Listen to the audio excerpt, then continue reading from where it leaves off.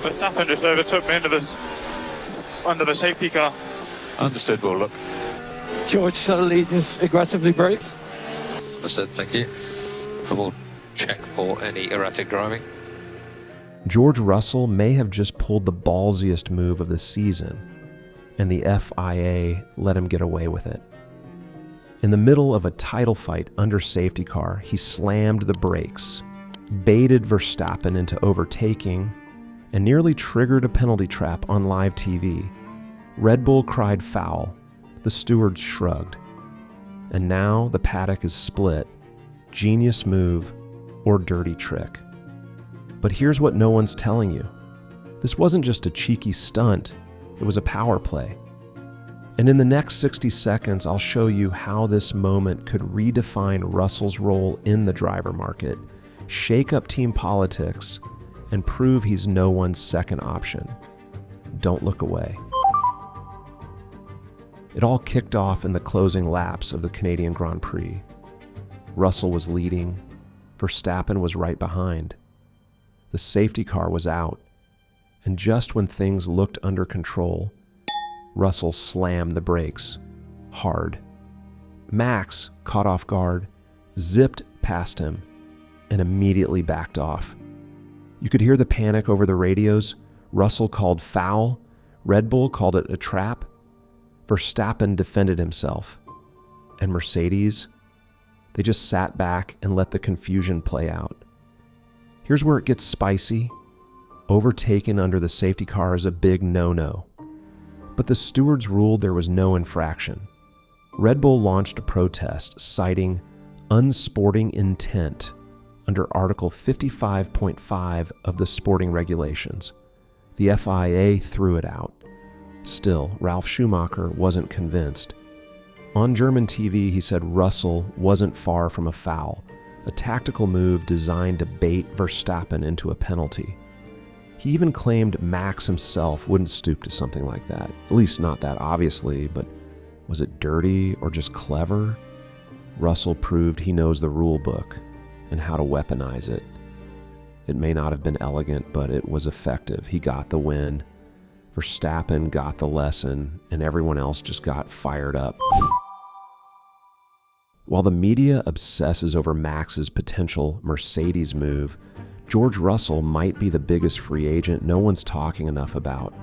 He's winning races, he's showing bite, and he's outscoring his rookie teammate with ease.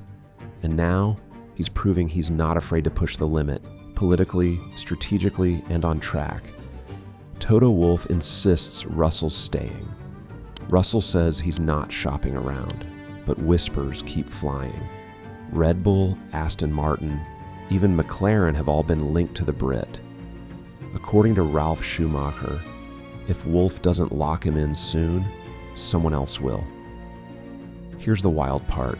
While everyone waits on Verstappen's next move, Russell's name is being mentioned in the same breath as Oscar Piastri and Charles Leclerc, not as a backup plan, but as a top-tier alternative.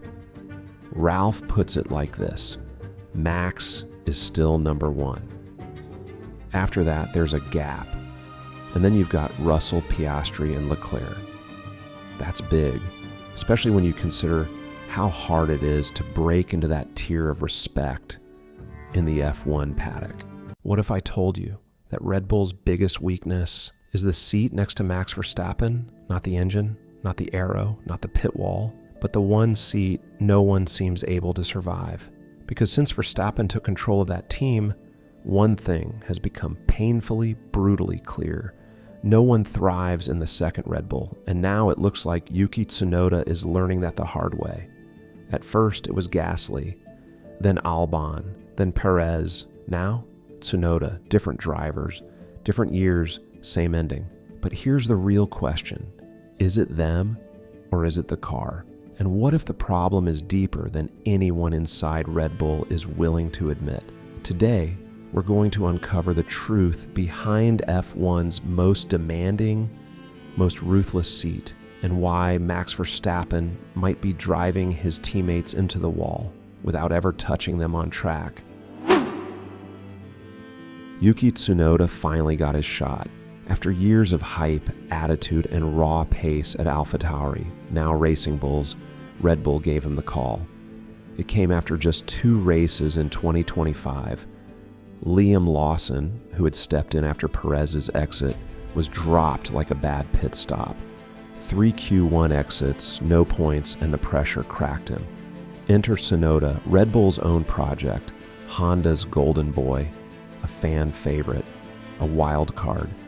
And in his very first race, the Japanese Grand Prix no less, he delivered, broke into Q2, qualified 10th in Bahrain, scored points, P9, in a car nobody else could figure out.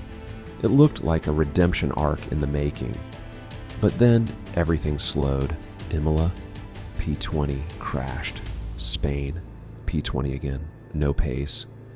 4 straight weekends without a Q3 appearance. In a car that's won races, Max Verstappen has scored 155 of Red Bull's 162 points this season. Tsunoda, just 7. Let that sink in. Red Bull, the team that built its empire on dominance, is 4th in the constructors. Behind McLaren, behind Mercedes, behind Ferrari. And the second car, the one Tsunoda's in, and is the reason. Helmut Marko, never one to sugarcoat, admitted it. He has the speed, but he hasn't had the success we expected. That's code for time is running out. There's already talk of Isaac Hajar replacing him before the season ends. And that's how fast the second seat eats you alive. Let's talk about what no one really wants to say. The second Red Bull seat is cursed, not by luck, but by design. Not one driver has thrived in it since Daniel Ricciardo left in 2018. Why? Because the car isn't just built to win. It's built around one man, Max Verstappen. You see, Verstappen doesn't just extract performance. He defines how the car is built. He wants it pointy, aggressive, on a knife edge. A car that punishes hesitation, but rewards violence. And for Max, that's perfect. But for almost everyone else, it's undrivable. Pierre Gasly crumbled in it. Alex Albon couldn't survive it. Sergio Perez only ever coped with it. And now Yuki Tsunoda is stuck in the same nightmare. And here's what makes it worse. The Racing Bulls, Tsunoda's old team, build forgiveness into their car. It's designed for rookies. It gives you confidence. The RB21, it gives you anxiety.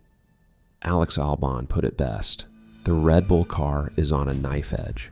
The Racing Bulls car is forgiving. And going from one to the other is a shock. This is the part of F1 most fans don't see. You're not just adapting to a car, you're adapting to someone else's driving DNA. In this case, Max's. And Max doesn't just demand perfection, he embodies it. So when Yuki tries to match that in qualifying, in race pace, even in feedback, he's being asked to do the impossible. And worst of all, he knows it. Marko said it himself. Yuki knows now.